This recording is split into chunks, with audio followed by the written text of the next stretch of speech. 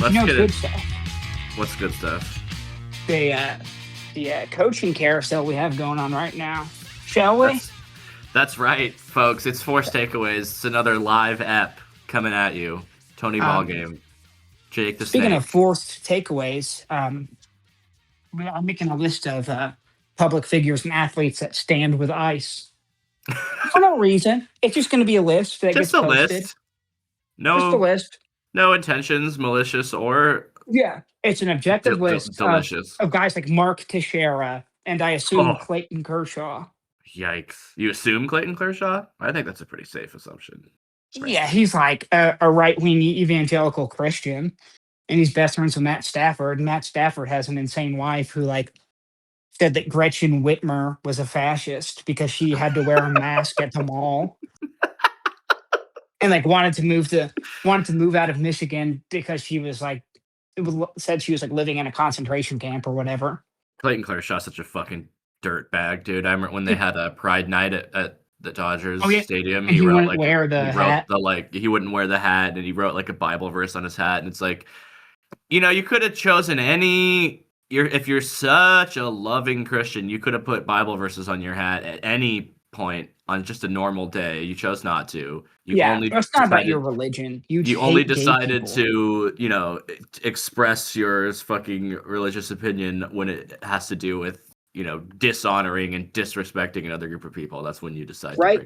And that's Matt Stafford's really cool best friend for his entire life. I cannot. If the Rams go to the Super Bowl, we're gonna have 2 weeks of talking about he and Clayton Kershaw are best friends. Did you know that?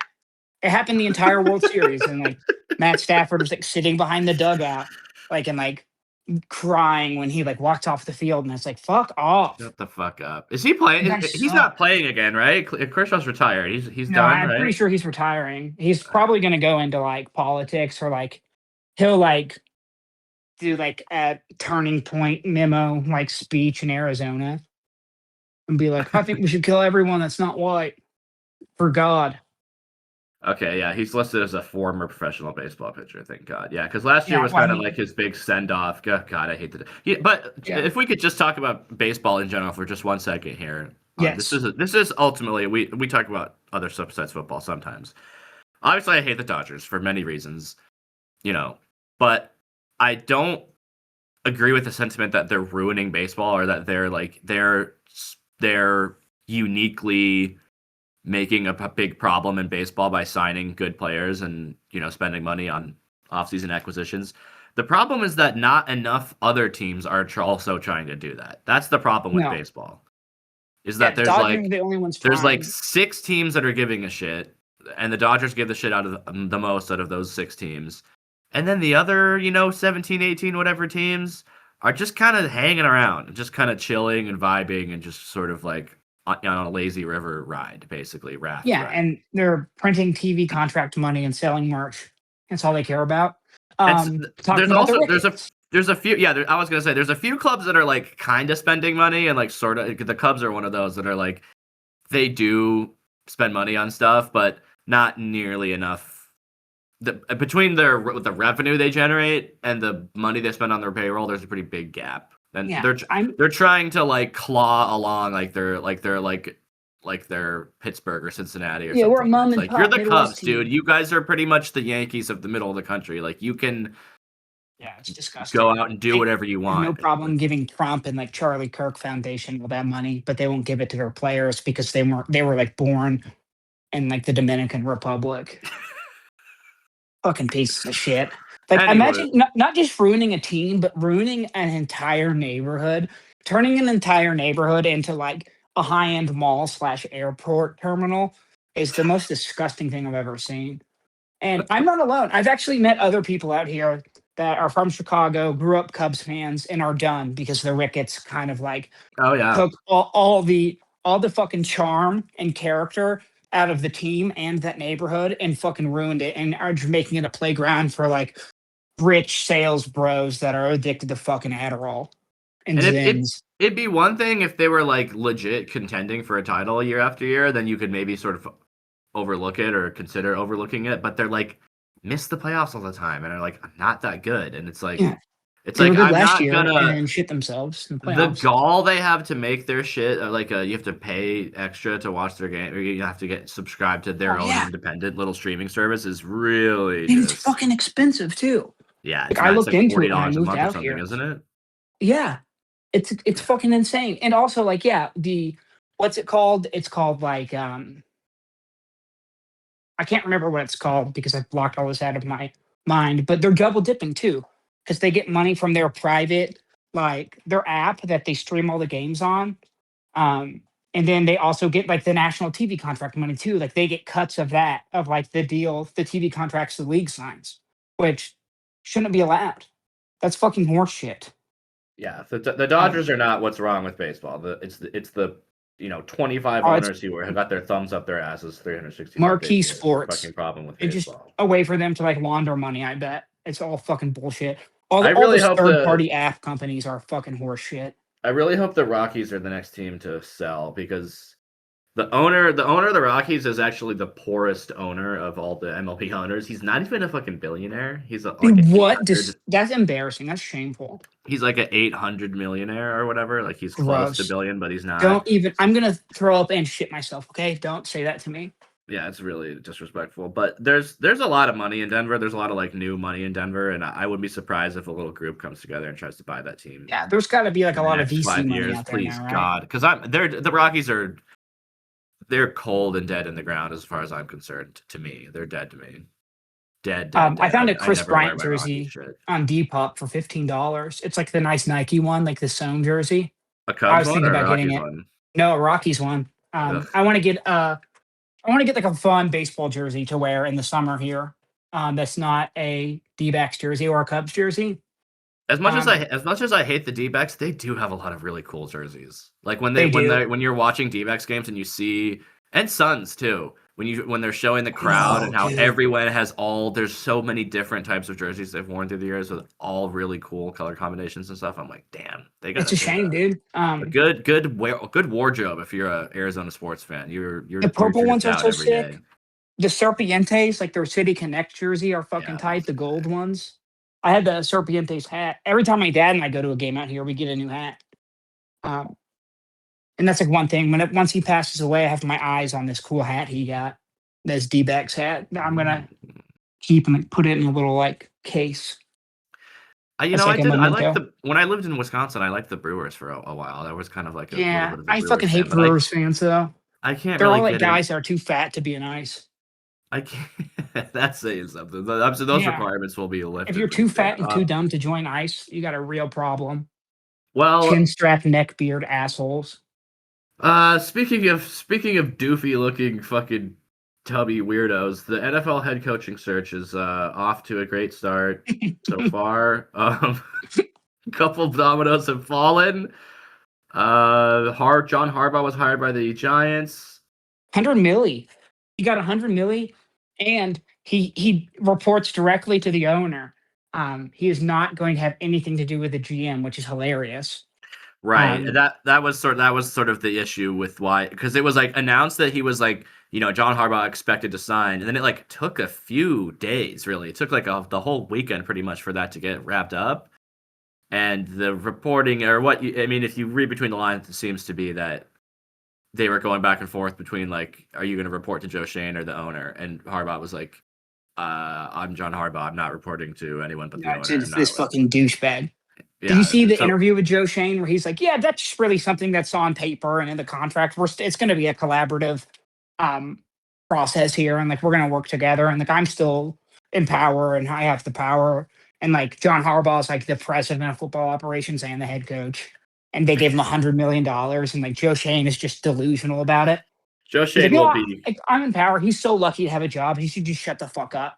if Like he's still the football GM guys and of their egos are if he's still the insane. G if he's still the GM of the Giants in week 8 of 2027, I'll eat my own dick live on Next year Instagram. is going to be his last year, and then Harbaugh will bring his own guy in who he like actually works with. But like Joe Shane just got completely cucked by Harbaugh, which is hilarious.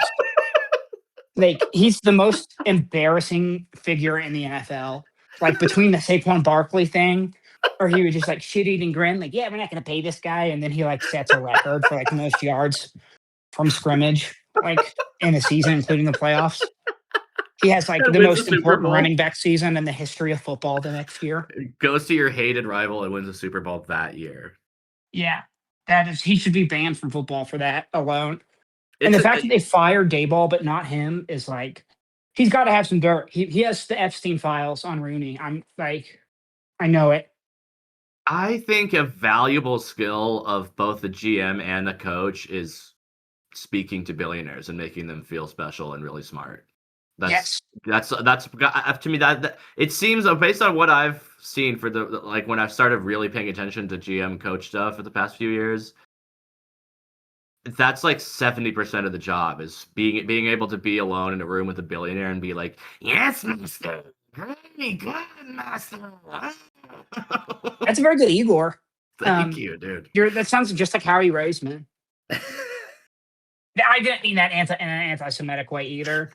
Although I bet Harry Roseman is like probably one of those like I bet he supports like a secular Jew. The genocide. Oh, God. I wouldn't be surprised if he was like Israel as an ethnic state type of guy. Well, guys of a certain age, you kind of just gotta take that as a given and be like. Well, hey, I think of a certain age and also of a certain income bracket, and I don't mean that anti-Semitically because there are non-Jewish people. There are non-Jewish people that support what Netanyahu is doing too, because they're just pieces of shit and they don't care. All they care about is business. It's not just about religion or ethnic identity at a certain point. It's just about you're so devoid of humanity and obsessed with numbers.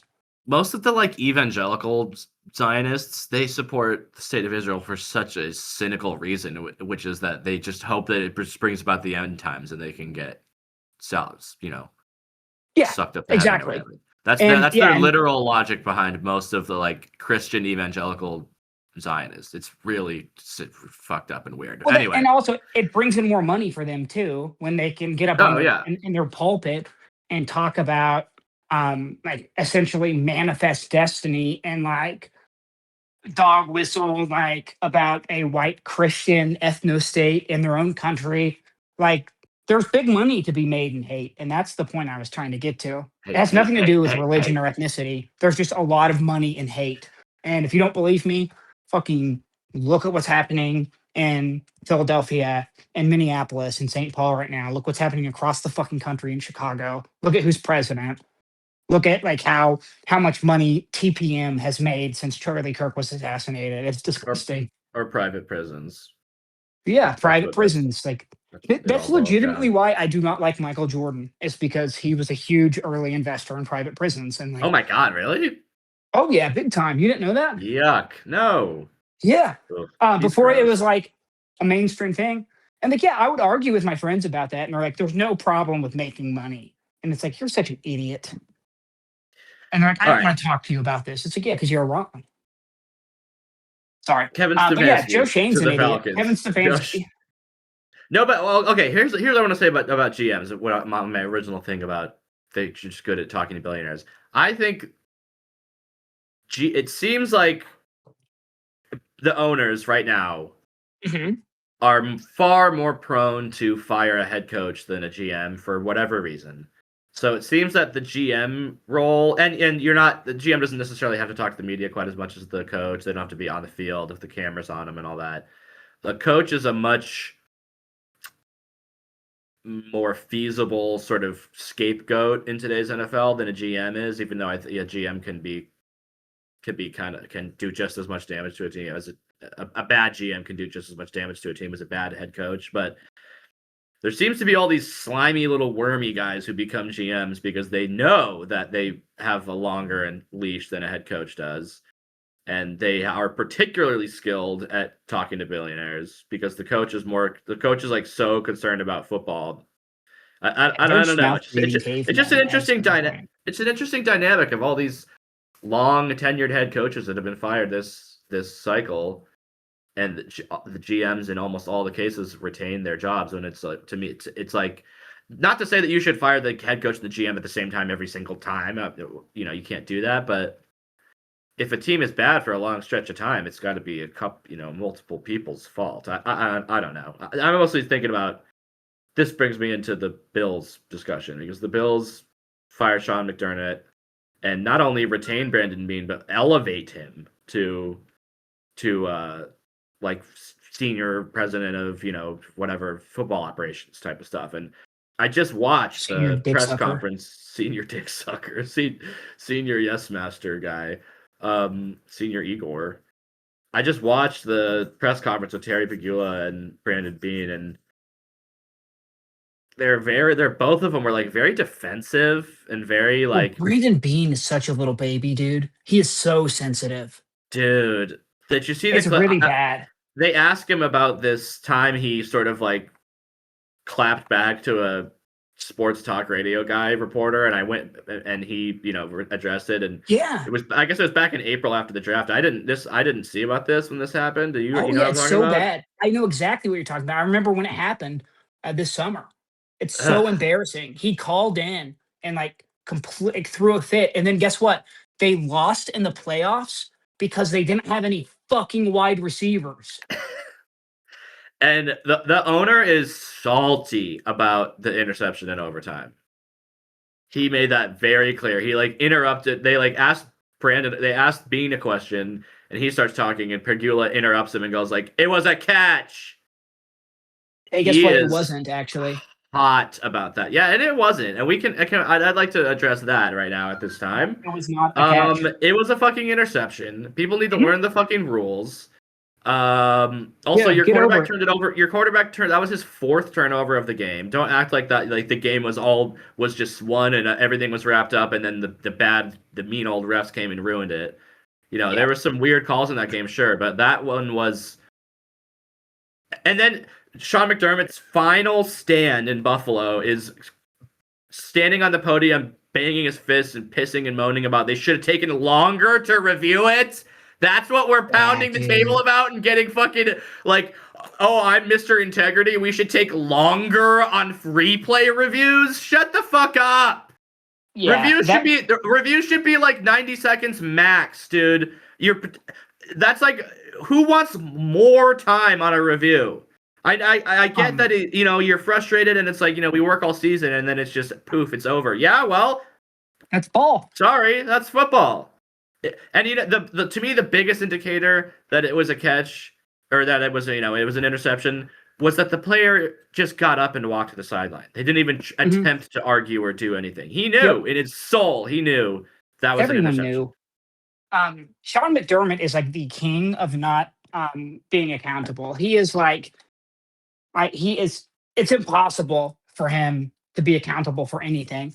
He was the guy that led the charge for like coaches. He was like the mouthpiece for coaches last year about the tush push. Oh God! And his main factor, like his main argument was that it's not safe. It's a player safety issue, and he's worried about Jalen Hurts potentially getting a catastrophic injury, and that like this is going to really hurt a quarterback. He ran that play more times than the Eagles did this year. Yeah. The exact same formation, the exact same play. He is such a fucking whiny little bitch. He's humiliating. He cannot take accountability ever, and he does not deserve a head coaching job ever again. I guarantee he's going to get a DC job somewhere if he hasn't already been hired. But he is just, I think, one of the more pathetic personalities in this sport. Just a whiny little baby who can never. He's not good at his job. He can't win, even with a generationally talented quarterback. He's a good DC too. That's the shit of it. Like the Buffalo defenses have never been exceptionally talented, but they're always good enough in a sense every season. And it's just pathetic who he is. And like he should feel really embarrassed and humiliated all the time because he is just a pathetic, sniveling little titty baby. Yeah, he's kind of a dingus, and I don't. King dingus, dude. I don't necessarily disagree with the firing of him. I mean, it's 9 seasons, and you didn't really get that close to a Super Bowl with the no, you almost had a decade. You're lucky. Yeah. But the way that they so hastily did it, I mean, the way Terry Pegula makes it sound, and that he makes it quite clear in the post conference, Mhm. He pretty much made the decision. He talks about how he went in the locker room, saw Josh Allen. This sounds like it was a really awkward interaction, and it's just a classic like billionaire.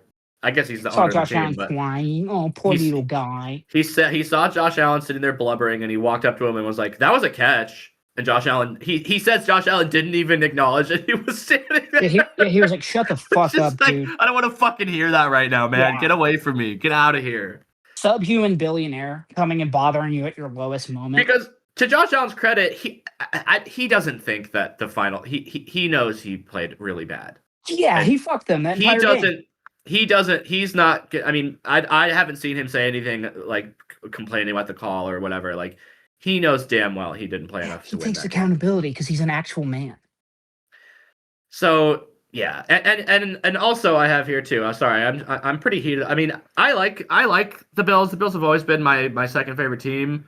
But this is starting to test my limits here, because the Bills right tackle Spencer Brown after the game said this about the call and all that. You can't blame the officials. That's not what I try to do. But you're letting the guys play all game long. I was holding the piss out of some people today, and they didn't call it. There was a third down right before we kicked the field goal. I was holding Cooper hard, and they didn't call that. They were letting the boys play, but that's a well coached. Basically, he's saying like, "Well, I thought we were doing a let them play game, and then this call came in and overturned everything." They didn't like. It wasn't like it was ruled a catch and then they overturned it. It was immediately called an interception. That's like, when possession changes, or when there's a first down, you go to signal it's a first down. That wasn't the refs like stepping in and making some big change. They just called it what it was on the field, which is a fucking interception. And then for him to sit there to publicly be like, literally say, "I was holding the piss out of some people today," just admitting to cheating or playing against the rules. Like, I really don't want to hear it from Bills fans or Bills ownership. No. Like, you guys did not play well enough to win. There was a holding call in the end zone. Oh yeah, the guy was in the end zone. Same dude. That should have been a safety. But he's right. Like, he shouldn't be saying that shit out loud. That's just how stupid athletes are. Like, we put these guys on a pedestal, and there's also like this. Like, we mythologize the O-line. It's like they're the smartest guys because they got to know all this stuff. Like, birds can memorize letters and shit and like be in the circus. Like, it's not hard. Like, you can have an 84 IQ and understand your run blocking assignment. Like, you're not a fucking brilliant guy just because you're white or whatever. Like, that's a dog whistle when people say that. But yeah, that game should have ended in overtime if it was a fairly called game. So yeah, fuck you and your little whining about like the calls. Like, that's the most loser shit to do, is to blame a loss on a call, to blame the refs. Like, that is the least accountable thing a coach can do. And that's like a widely accepted criticism. And for him to go out that way, like, that's his legacy. How humiliating. And yeah, Josh Allen played like shit. But the NFL, like the league, because he is like their great white hope, like no, he is. It's true. They're going to prop him up. They want him to be the face of the league so bad. Like, it was going to be Mahomes for a while, but they never really went. They never really went pedal to the metal with Mahomes. And I wonder why. Could it be that he's not all the way white? And look at Josh Allen. Josh Allen, very good player. They totally went pedal to the metal with Mahomes. They were totally propping up and not trying like to make they are Mahomes. With Josh Allen. Yeah, on games, on broadcasts and shit. But like, I think the exposure that Josh Allen has, like, he does more commercials. He's talked about more in pop culture. Like, there's more of a driving force. Like, if you put it in terms of like how the WWE pushes like their stars, there's a bigger push behind Josh Allen, especially the last couple of seasons, as he's emerged as like a legitimately elite quarterback that is vying for a Super Bowl every year. They don't do that. They kind of like went 75% of the way with Mahomes. They don't do it with Jalen Hurts. They do not do it with Lamar Jackson, who has won 2 MVPs, by the way. But they are all behind Josh Allen. Josh Allen is like the face of New Balance right now. He's the face of New Era. He's the face of Pepsi. He's in all the commercials. And that's why, because they know their audience. They know whose money they're trying to get. Yes, they want it to be a global game. But they also realized they got a lot of backlash for their social justice initiatives, and they're overcorrecting. They are selling hard to the right wing Christian racist conservative fan right now. And Josh Allen, in my personal opinion, is the face of that. And like, there's this big push for him. And so they're not going to blame Josh Allen for having 4 turnovers in that game and being shitty.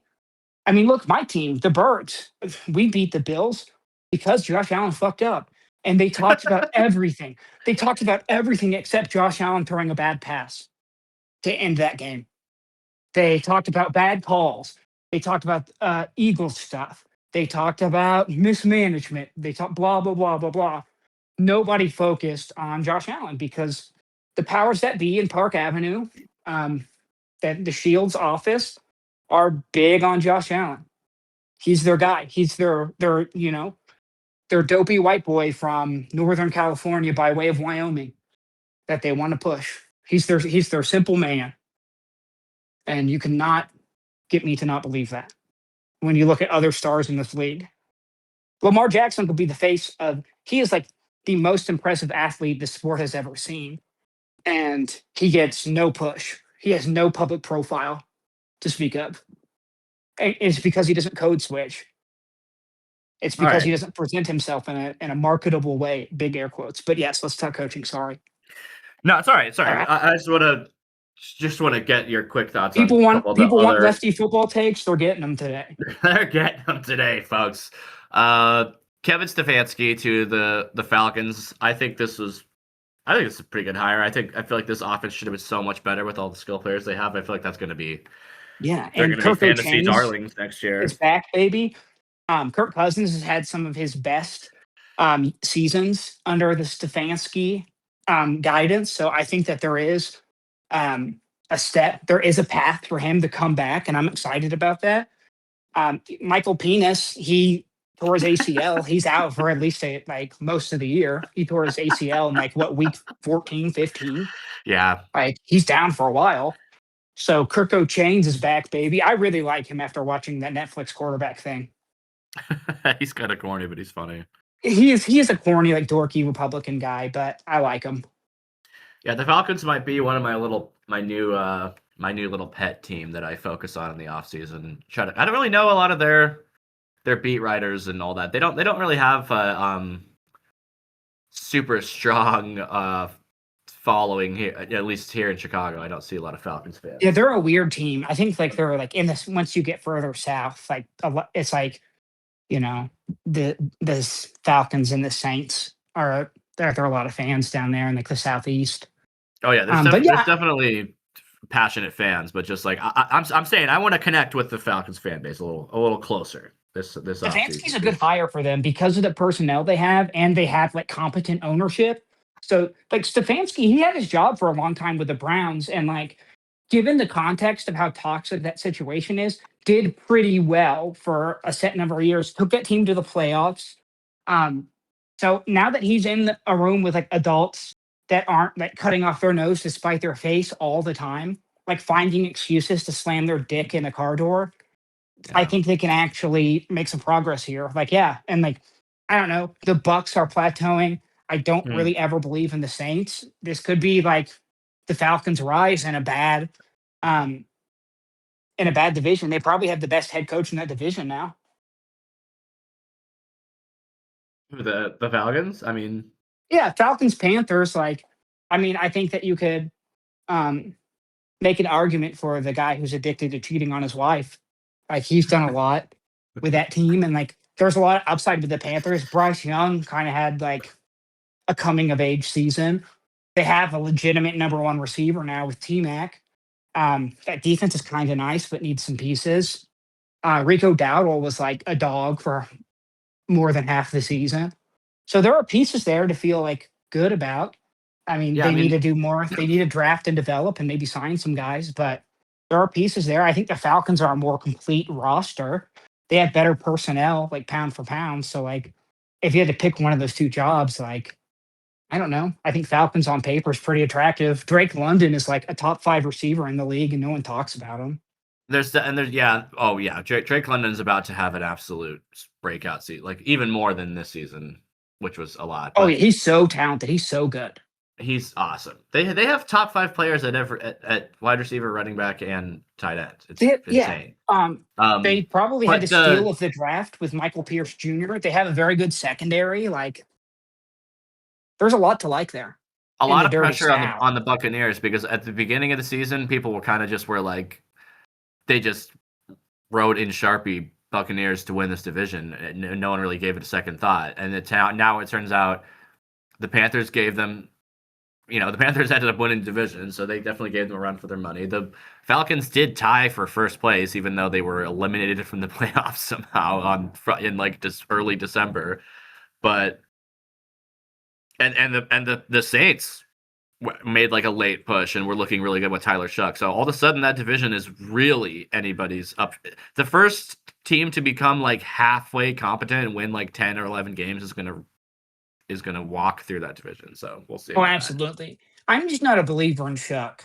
He showed a little bit of something, and the Kellen Moore offense was definitely better than what they had in the past there with Dennis Allen.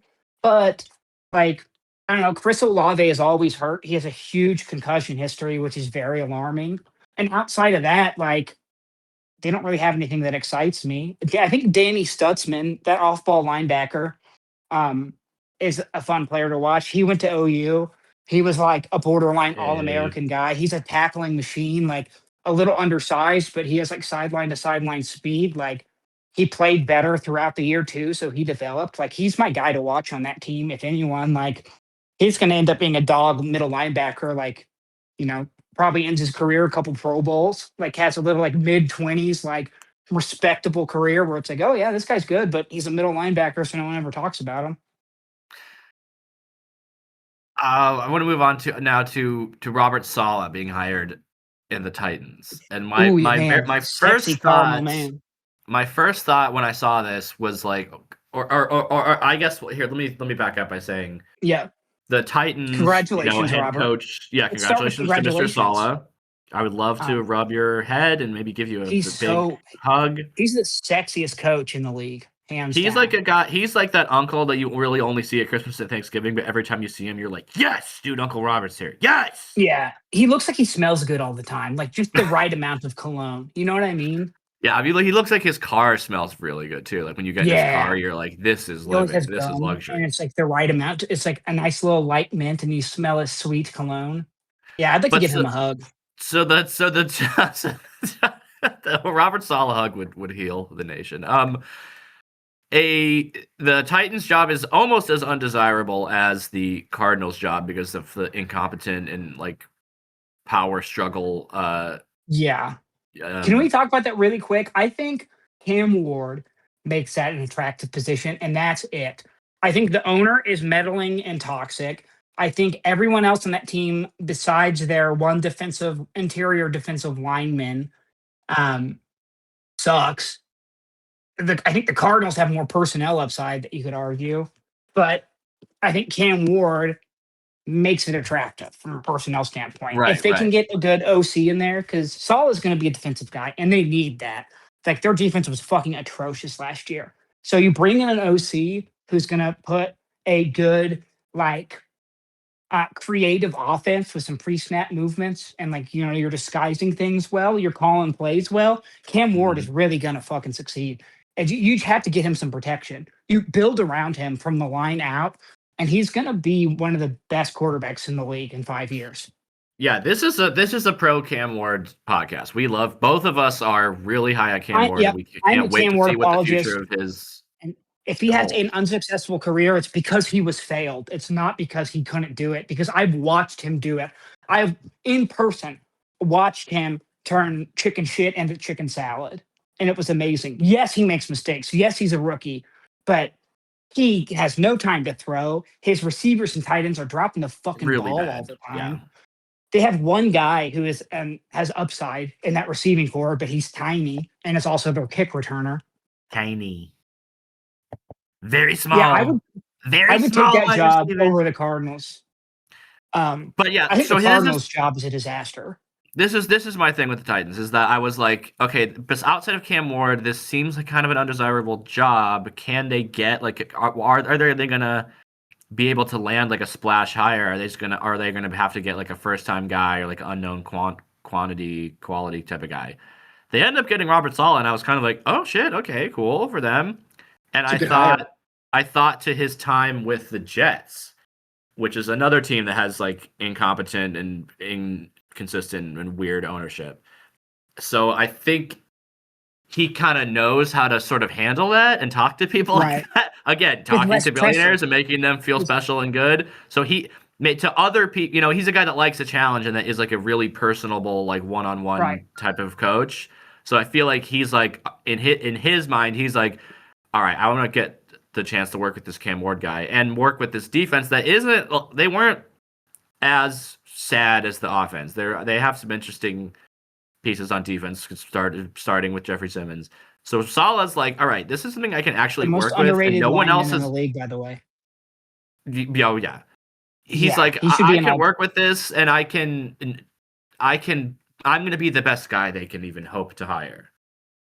So it was his job to lose. So I'm happy for him. I'm happy for Titans fans. I hope Amy Adams Trump learns to sort of just stay out of it and stay in Houston where she lives and just fucking, you know, she won't. We'll see. I want to say this though.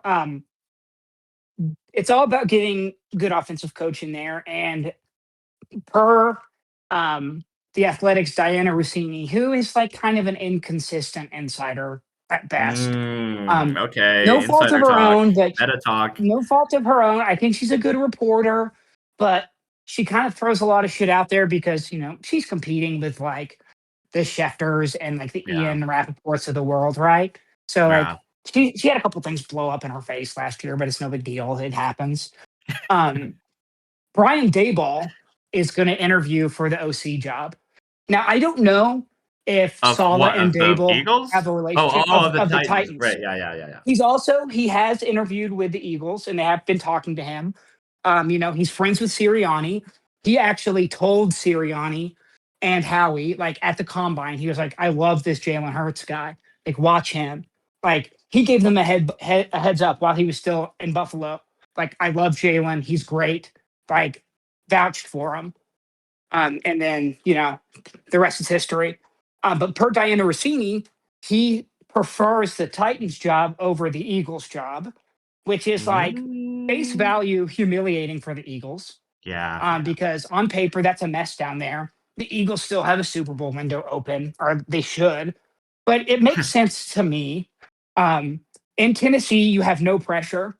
You have a clean slate.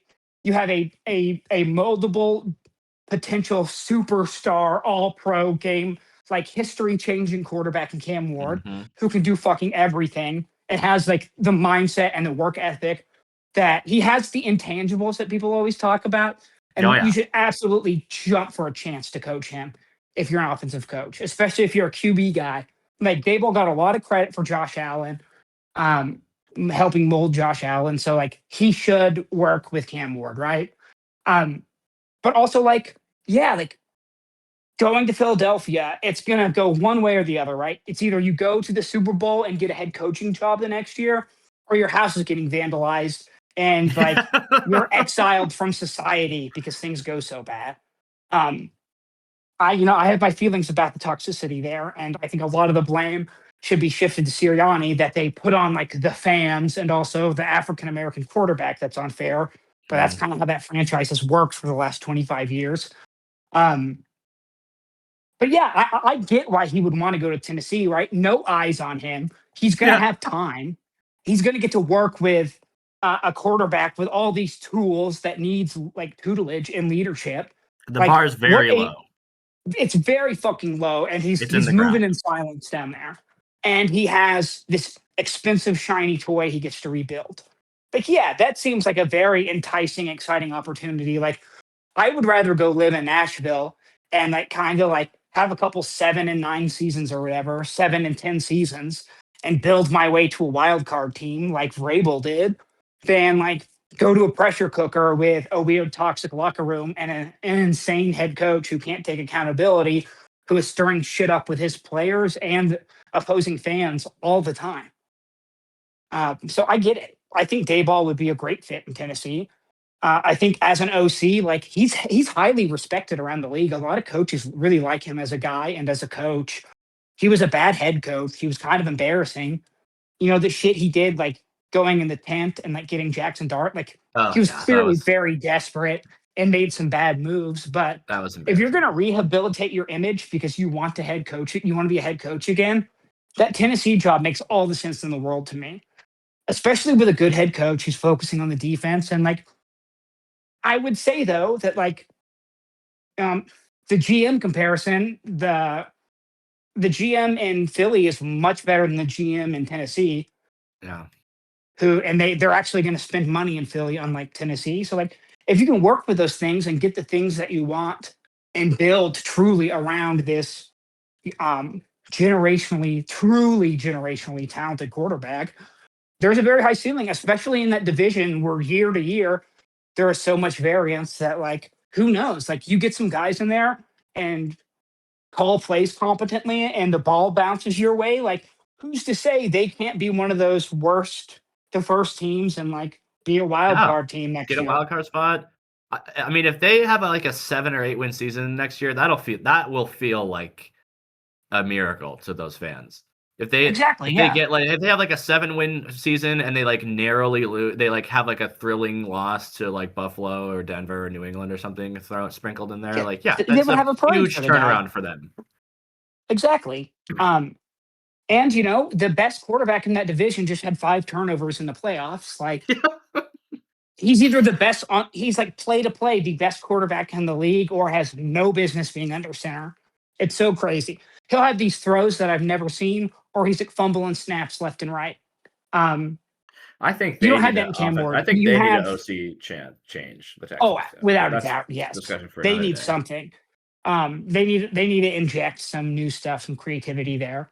But yeah, Cam Ward is so mentally sound, physically talented that get him a line, bring in a vet, get him a target. Fucking trade AJ Brown back to them for a second round pick and a player. Fuck it. Come on home, AJ. I guess the only other hire I can think of that's really worth having a little powwow about is Mike McDaniel to the Chargers as OC. To the Chargers, yeah. Good this for him. Is scary to me as a Broncos fan. If you give Harbaugh a chance to focus on defense and let McDaniel totally work his magic on this running game, it could be a huge boon for Omari and Hampton, huge boon for Justin Herbert. It just what it comes down to is, can that offensive line stay healthy? Because when they were like going into the season with their 55-man roster, that like everybody's healthy, starting 5 offensive line, it was pretty good. They were protecting well, and it was working out great. But they had like 40 bajillion offensive line combinations this season, and it never really. They had the highest paid tackle in the league go down week 1. Joe Albright went down. They have their highly paid free agent guard go down. Like, yeah, I think they had like the most. Besides, like, I think them and the Bucs like led the league in like different O-line configurations throughout the season. So like it kind of sucked. And imagine McDaniel doing shit with Omari and Hampton that he was doing with like Devon A. Shane and Ollie Gordon in LA. And they already have a very good receiving core. Maybe they add a guy. Keenan Allen is old, so maybe they draft or sign somebody. Hell, maybe AJ Brown gets traded to them. That would be nasty. But I do want to say this, that like, I think Justin Herbert is really good, but I think he is the most overhyped quarterback in the fucking league. Herbert. Like, way more overhyped than Dak Prescott ever was. And like Dak Prescott is very good. I don't like Dak Prescott because of who he plays for and because I think he's an annoying little twerp. But he is very fucking good. And I've not seen a quarterback get so much fucking hype and continuously shit himself. Like Sam Darnold garnered a reputation for being a dude that shits himself in the playoffs, and he's a laughingstock. Justin Herbert isn't getting that treatment. Every year, we're talking about Justin Herbert, top 3, top 5 quarterback in the league. Look at his traits. Look at his tools. Like, it's been what? Like, how old is Herbert now? He's got to be nearing 30, right? This He's is entering going to be like his year fifth 5. season, his sixth Yeah, season. He came in 2020, I believe. yeah, and he's 27, going to be 28 in March, and he hasn't done it yet. So like, I'm sick of the Justin Herbert hype. Just do it. And I said that before this season, and he didn't do it. Yes, he like played.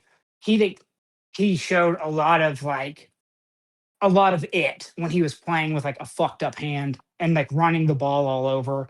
And I on that Monday night game against the Birds, like, but come playoff time, I've never seen a guy fucking shrink more than him. He's like George Costanza getting in the pool. He turtles up. They were It's drinking, unbelievable. Jerry. So I don't want to hear any like, I don't know, what do they say about like glazing? They call it glazing. I don't want to hear about anybody glazing Herbert until he actually does something.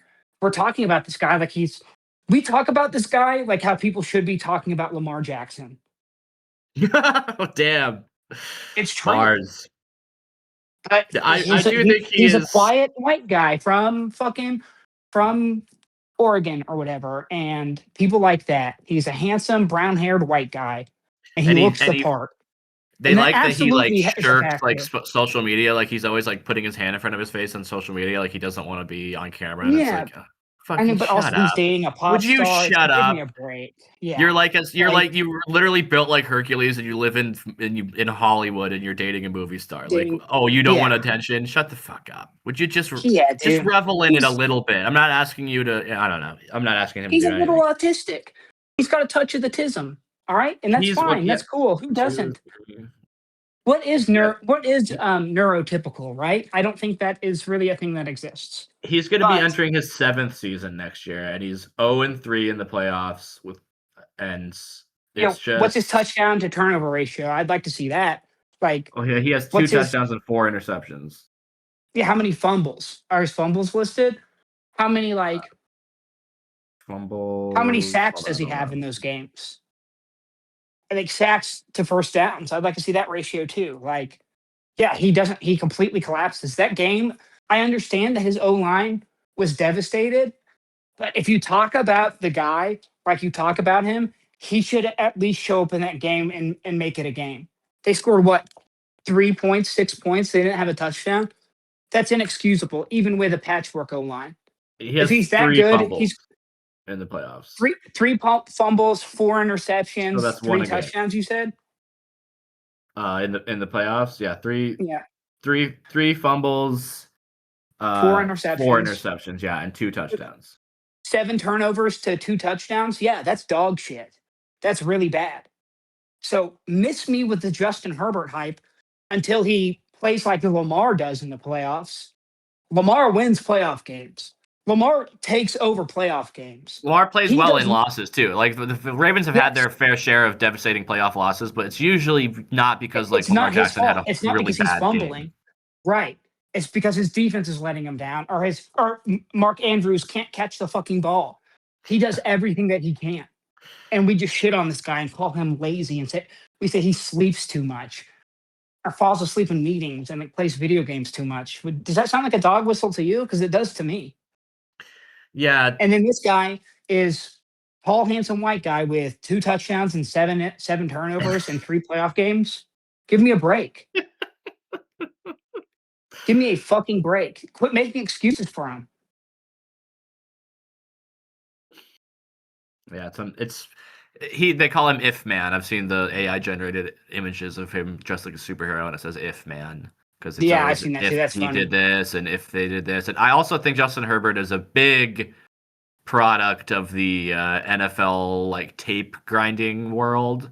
Like the quarterback, dude. the QB school guys love Justin Herbert because he does make some throws in a game that's like Jesus Christ. Like I want to see that from every angle. Like you can't take that away from him. But yeah, when the lights are brightest, he plays really poorly. So maybe McDaniel will change that. Maybe he won't. But that's what it is now. And it's not like, well, he's a rookie. Well, he's a second-year player. He's been in the league for 7 years. He's going to be 28. Next season will be his 7th year. So in 2 months he'll be 28. You need to figure it out because a guy like Harbaugh will not. I feel like Harbaugh has the, power in that organization to be like next, and he retains his job and they change quarterbacks. Like that's what's coming. When it comes down to like, it's between me and the quarterback. Harbaugh's gonna like protect himself because that's what the Harbaughs do. It's true, and there's enough proof of concept for that not to be a crazy statement. But also, like, I don't know. I said what I need to say. Like, if Lamar Jackson was playing in that offense with those skill players around him, with like good receivers, like his best receiver is Zay Jones. Give me a break. Not great. Yeah, sorry. I'm just a white guy that gets it. Let's go to this weekend, the conference championship games. Championship weekend. Just brought 2 games to you by remain. the NFL's official sportsbook, DraftKings. The DraftKings AFC Championship game featuring the DraftKings divorce proceedings. The FanDuel Patriots and the Denver Broncos. In Denver, as the 1 seed. This is the Denver, 1 seed versus the 2 seed. It's the afternoon game. It's the first game. I am fucking so excited for this game. I'm planning my weekend around it. I am so excited for Jarrett Stidham. I was texting you immediately in our group chat, like, yes, on paper, like, and I think like I haven't paid too much attention to like the media circus this week, but like, okay, it's not great when your starting quarterback breaks his ankle in overtime in a playoff game and your backup has to play the conference championship game. But I think you can argue thrown a pass in the regular season since 2023. Right. But I think you can argue that Stidham is the best backup in the league, or at least top 3. He has been a starter in other places. He is like, he's always on a roster. People like him. He's a fringe starter. There are so many other teams that would love to start this guy. Like, if Kansas City had Jarrett Stidham, maybe they make the playoffs after Mahomes goes down. If Mahomes gets hurt, and they're still in it. I'm excited. I think he's good. It's also going to be a revenge game for him. The team that drafted him, the team that, there are murmurings of him being the guy that was going to, usurp the throne, the heir apparent, if you will, in New England, but it didn't work out that way. He has juice. He has a good fucking arm. I think you can argue that he throws a better deep ball than Bo. He's been in this system for multiple years. They gave him a multi-year contract as a backup, so they clearly like him. Like, I don't see this as a major hindrance. He can run this offense. He can run this offense successfully. He possibly even adds a dimension to it. Bo Nix plays a lot to not turn the ball over, and that's great. My quarterback does that too. Jarrett Stidham can stretch the field. He can take risks. He can take those shots. He is a true veteran, a journeyman. It's his time to shine, man. Like, if he wins this game and then wins the Super Bowl, the Cardinals are going to give him $130 million. Like, he's going to get so fucking paid. He has everything riding on this.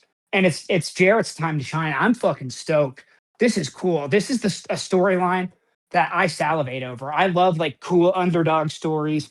I love like, my favorite sports movie of all time, despite it being like shockingly anti-labor and anti-collective bargaining, is The Replacements, and that's a story of an underdog coming in and saving the day. I love that shit. I think everyone loves that shit. Yeah, so let's go, Jarrett. After the Broncos game, it was really it was such a good game. There were so many ups and downs so fun, it was such a good game that the roller coaster continued after the game. That's how legendary of a game it was. Is that the ups and downs continued even after the fans had fucking gone home. They win the game in overtime, going to the AFC Championship game.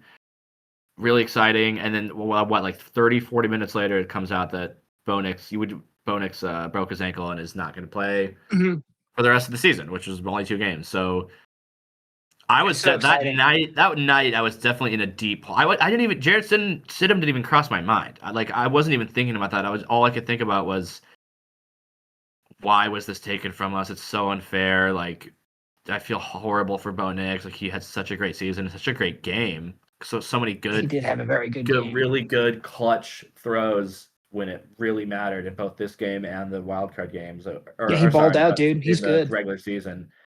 So it's just such a shame. And then, but the next day, then the focus was like, all right, Jarrett's got to start. You kind of forget about him because he hasn't like I said, he hasn't thrown a pass. He hasn't completed the pass in the NFL since 2023.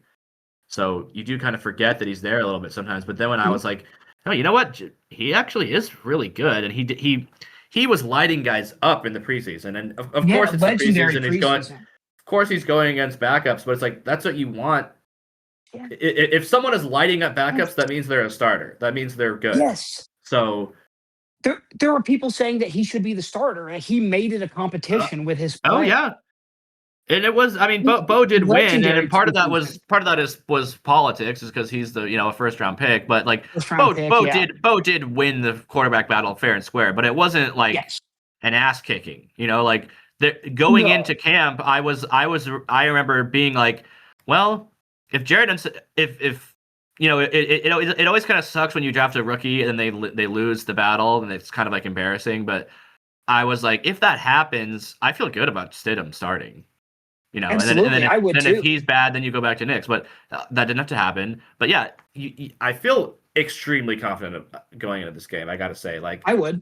The Patriots defense, Vrabel's doing a good job getting them where they need to be, and I expect them to play well. I don't think it's going to be like an ass kicker or anything. But like, this offense won't have to be all that different. And like you said, they will be able to do a couple things here and there that they can't necessarily do with Bo, that they can do with Stidham, that the Patriots won't be accounting for. I won't have prepared for. I won't have game tape on. So I cannot wait for this fucking game. I think the Broncos are going to win. I think it's going to come down. I think it's going to be another thriller. But the Broncos are going to the Super Bowl. I can't believe all week I've been kind of in shock at A, that they're in the conference championship game, and B, that they have their backup in, and I still feel this good. I just keep being like, damn, this is. I would feel good too, man. I can't believe my life. But so hear me out. I want to. I think the Broncos win this game. I don't think it's going to be an ass whooping. You talked a lot of shit last week, and I learned my lesson. I was wrong. CJ Stroud fucked up. I thought he was going to be the guy that we see sometimes that whole game. And I thought that defense was going to be nasty. Perhaps, I don't know. I think a little bit of both is true. Perhaps that defense wasn't as elite and legendary as we thought. And perhaps this Drake May offense with Josh McDaniel is better than people want to allow it to be in their mind. I think both of those things can be true. Right. I think last week what I said was this pass rush is going to overwhelm Josh Allen, and the secondary is going to be able to make plays that win them the game. I thought it was going to be more lopsided, but those things still happened. That pass rush absolutely overwhelmed Josh Allen. That secondary got 4 picks. They allowed 30 points though? But that's fine because they still won and they made plays when it counted. Same thing is going to happen in this game. That pass rush is so good. I've said it. We said it all year. I think like week 1, I was salivating about it. Week 2, they have like 7 dudes that can get home. Nick Bonito has the fastest first step in the entire league. He is a freak. He is probably top 2 to 3 pass rushers in the game right now. But he doesn't have the name. He doesn't have the cachet. That changes, right? He has a big game in the AFC Championship and the Super Bowl. That changes. And he's going to be like an elite top dog guy. He's going to become one of those defensive players that's a household name if he can do this. Like, he has the chance to build his own legacy here and become a superstar. He is arguably the second best player on that defense. He's the best player on that defense that's not Pat Surtain, and the most underrated defensive player in the league. But he kind of gets lost in the shuffle because of the depth of that front 7. It's insane.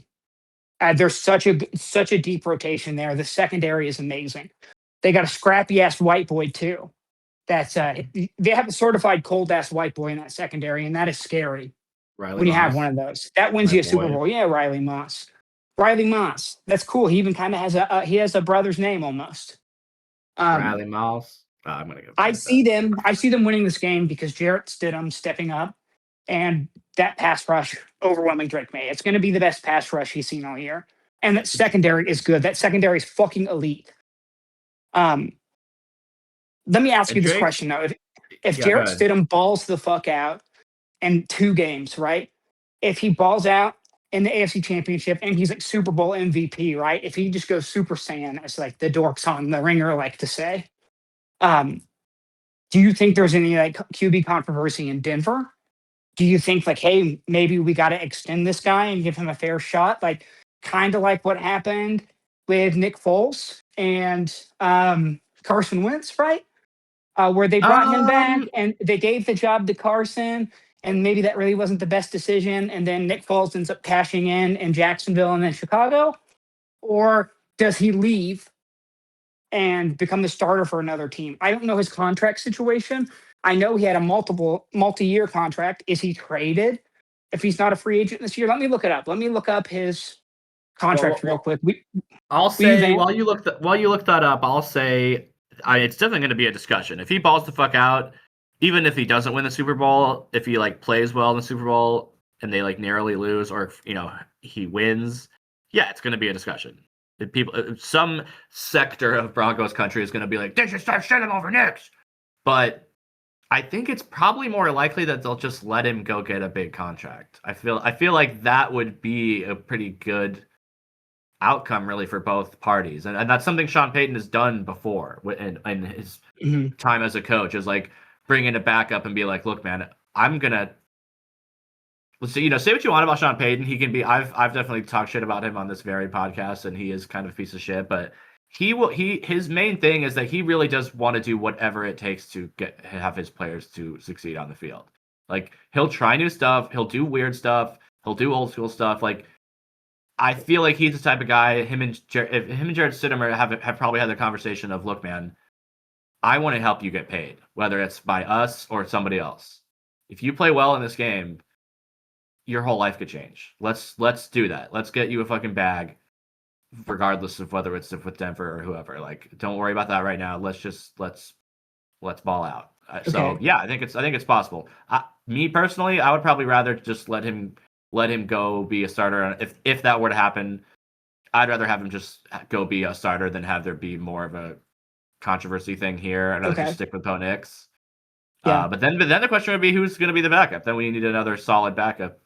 Yeah, coming in here. Yeah, I mean, it's one of the most important positions. It's a top 5 important position in the game. I also want to say, Drake May in that game against the Texans was sacked 5 times and fumbled 4 times and lost 2 of them.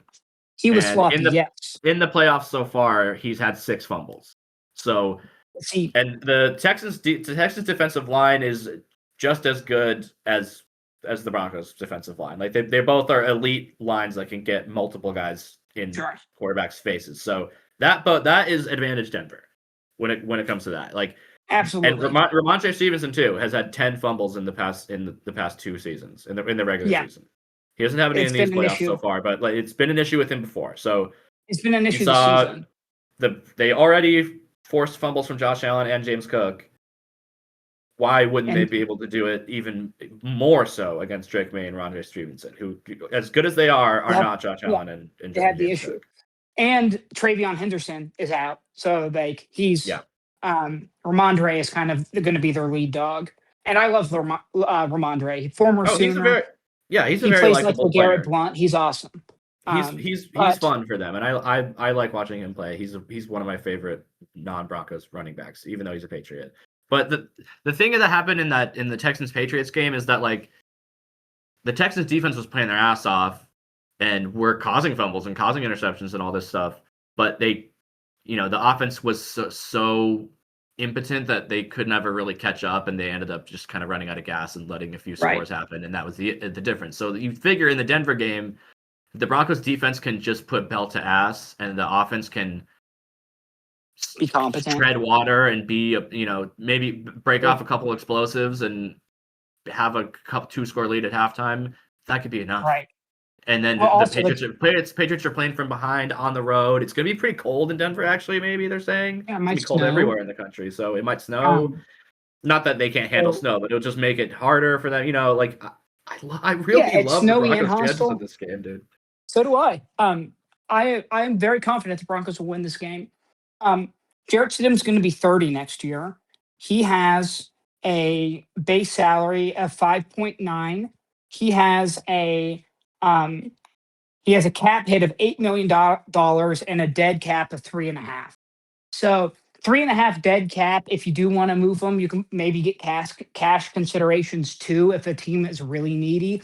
And there are going to be you have a kind of a not very great draft class. Like there's not a good reputation of this draft class for having a lot of like A1 starting caliber quarterbacks. It's kind of Fernando Mendoza and then a level down and some other guys. The little freak So Diego Pavia, little asshole. 3.5 mil. He's gonna be like a 3rd round pick, dude. He's gonna be nothing. He's yeah. I don't. We can talk about him, and we can talk about him. Like we're gonna have some like we're gonna do like episodes where we go through position. I'm a big draft guy, so I can be our draft expert. You're gonna be my resource I love for it. the draft. Yeah, no, I love the draft. I love like watching tape and like absorbing information about these dudes. So I can do that. But a 3.5 mil cap hit isn't terrible. That's manageable. So I think he's going into his year 30 season. He's going to want to get that big contract. So, like, I don't know. Maybe it's an extension. Like, he's going to have some leverage here to either get a trade or an extension if he balls the fuck out. If he's a Super Bowl MVP, good Lord. Yeah, you can get a haul for him.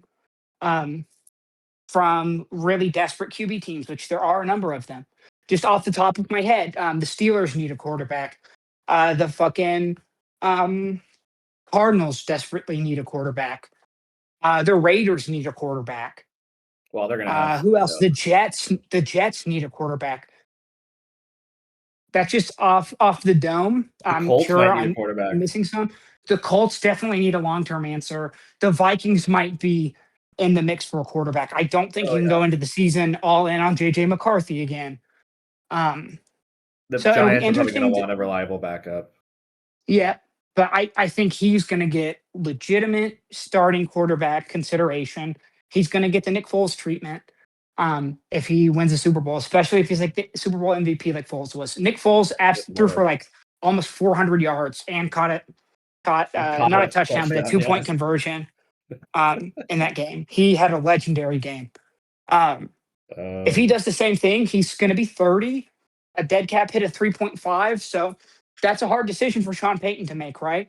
If he takes this offense and adds a dimension to it, and like they're absolutely balling out, that offense looked really good in that game last year. Like there were some like chunk plays. There were some, like you said, a lot of like good explosive plays, especially with Marvin Mims. In that overtime, in that fourth quarter, in that overtime period. I think there's a legitimate, I really do think there's not a controversy, but there's a legitimate decision to be made. Do we extend this guy and consider him our starting quarterback? We have Bo Nix on a rookie deal, cheap to get out of. He's a high upside guy. Maybe we trade Bo Nix. I don't know. A guy wins you a Super Bowl and is only 30 years old. Like, and you feel like you have a window and he's the man. Like, I don't think that's crazy. I don't think it's crazy to say he gets traded for high picks or they consider moving Nick. Yeah, that's gonna be a big, regardless of how Stidham performs in the game on Sunday. They're gonna have some decisions to make about what to do with the quarterback position.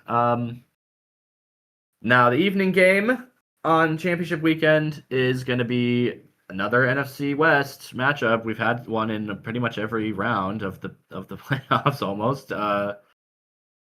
Rams going up to Seattle to take on the Seahawks. Really tough place to play. We've discussed.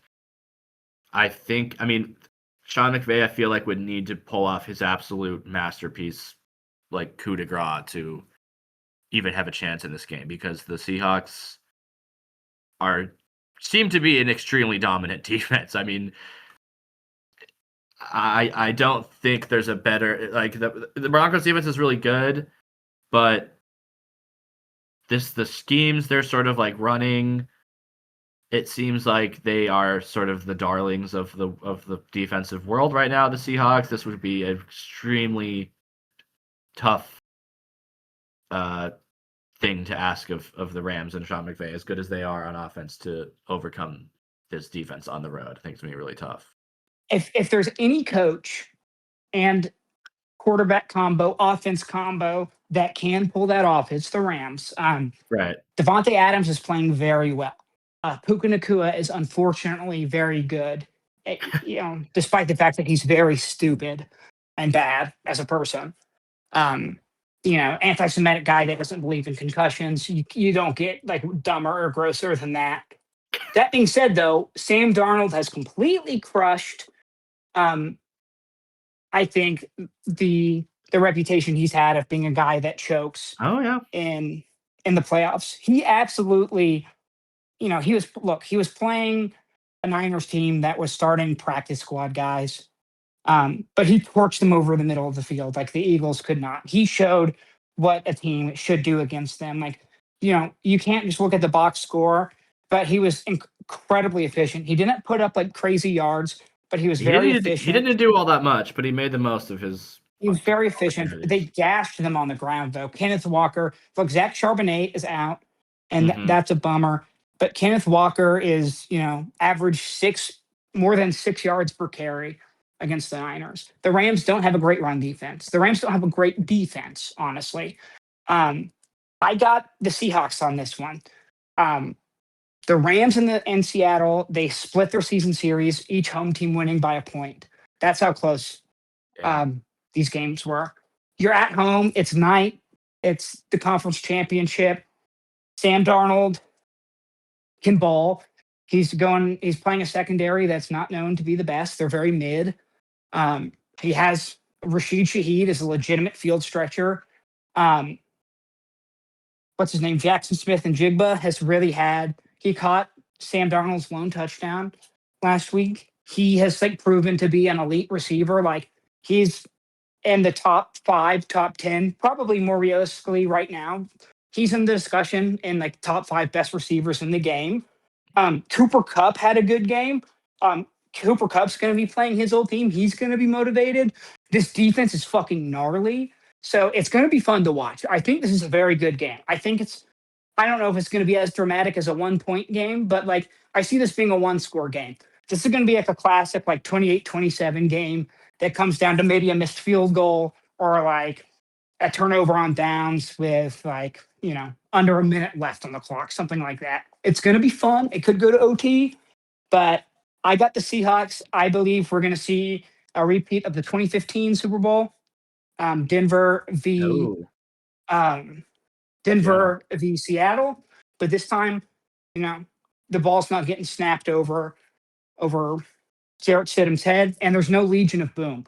This is a very good defense. It's not a Legion of Boom defense. They have a great D-line. They have some really impressive linebackers. They got a good pass rush, but that's my prediction right now.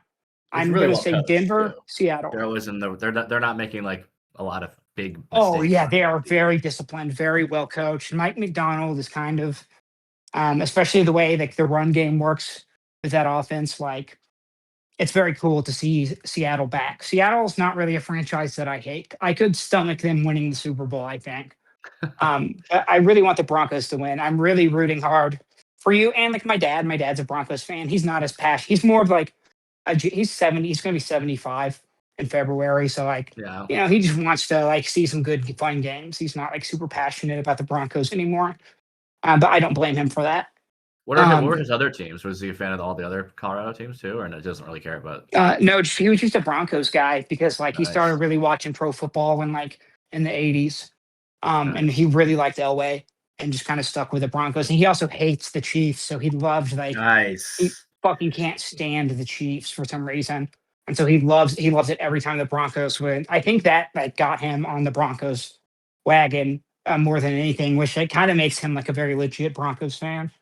But he was a Cubs fan in baseball and a Broncos fan in football. But he kind of he just the last few years he's been rooting for the Eagles, so I'm happy. That's where I get this from. It's I root for my friends' teams a lot because I want them to be happy because my dad's always done that for me. I mean, it is fun to have a connection to a team that you otherwise wouldn't really care all that I was much about. talking Like one of Mary's uncles is a big he's from Cleveland and is a big Browns fan, and his whole basement set up is Brown stuff, and they call it the Dog Pound, and they all go over there every Sunday to watch the games. So I like the Browns on his behalf. Yeah, that's fun stuff. But yeah, I think Seattle wins this game. I cannot. If it is a Rams Patriots Super Bowl rematch, I'm not going to watch. I can't do that. I'm sorry. I have limits. I do. There should be a little bit of decency in this world. I'm sorry. Yeah, Rams Patriots would be a rematch. Broncos Seahawks would be a rematch. Seahawks Patriots would be a rematch. Only Broncos Rams would be a new addition to the Broncos Rams would be a fun game too. But then all week for 2 weeks straight, we're going to have to hear about, Matt Stafford and Clayton Kershaw are best friends, and they both hate people that aren't white with fake chiclet teeth. And we're going to have to hear Kelly Stafford is having another borderline personality disorder episode and calling a governor fascist because she has to wear a mask. To go to the in that game against the Bears, because it was so cold, his cheeks were all red, and his big fake tan besides that, and his big veneers. He looked like a fucking Tim and Eric character out there. I know, dude. Outrageous. He has the same teeth as Donkey from Shrek. That's embarrassing. But there you have it. Those are my predictions. Seahawks, that's what we think.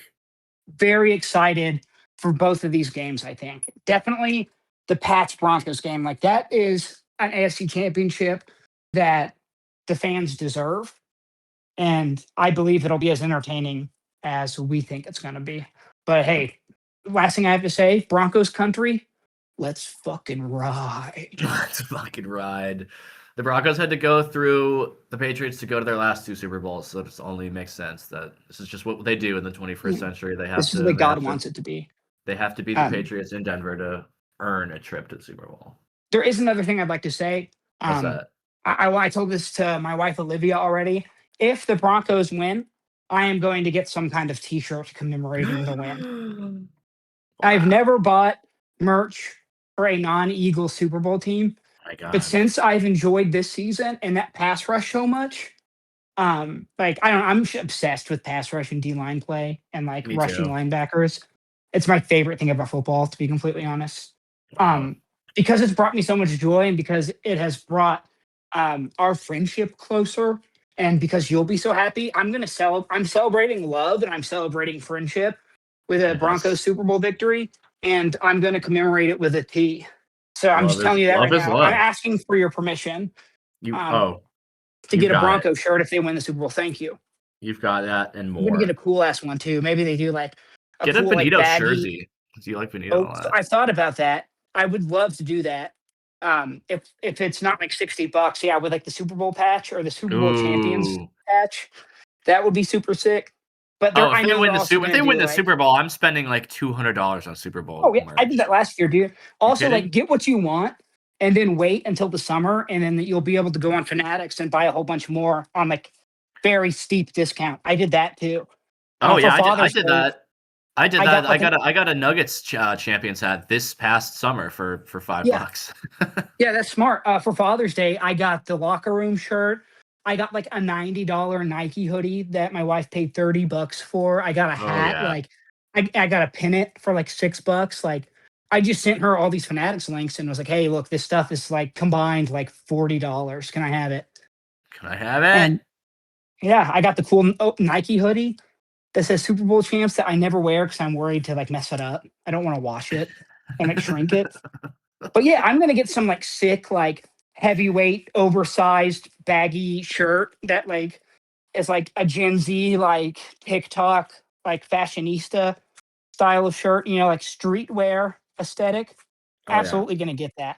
They had some for the Eagles and I didn't hop on it and they sold out. So I'm absolutely getting a Broncos jersey or shirt. Me too, buddy. People are gonna ask me about it, oh, you're a Broncos fan? I'm gonna say no, I'm an Anthony fan. You're gonna have a tear in your eye. Yeah, well, that's what I call them. In our house, we don't call them the Broncos. This is real. In this house, we call them the Denver Anthonys, and my wife has said that. It's caught on. Wow. When we're watching a Denver game, and I'm cheering my daughter Lemmy will be like, those are your friends? And I'm like, yes, those are our friends, honey. All those guys are our friends, honey. We love here. All our friends are here. Here they are. That's her idea of fandom. It's like, those are your friends? And like, yep, those are our friends, honey. They are. She's so sweet. So she'll be maybe me and her get little matching shirts too, and we'll send you a picture. Get her a little. She has a couple Eagle Super Bowl shirts. When she outgrows them, I'm absolutely saving those, and I'll give them to her when she's an adult. Make a quilt out of them, like that. I don't want to mess them up like that. I'm just gonna give them to her and be like, hey, these are very important. I know I'm just some old weird guy that likes football, but I'm gonna keep one. Here's one for you. I'm going to keep one of them. I'm going to give her the other one. I think that's our one. We can wrap it up there, folks. Broncos Seattle Super Bowl. You heard it here first. We'll be back next week, hopefully celebrating. Yes. No, man, I'm just excited for ball like usual. I'm over my Birds depression. It's fine. I got my Broncos to root for. We got such a juicy, fun storyline too with the backup coming in. I'm so psyched for that. I cannot wait. Dude. Yeah, it's going to be so sick. All right, we'll see you next week, folks. Thanks so much. Bye. I love you. Bye.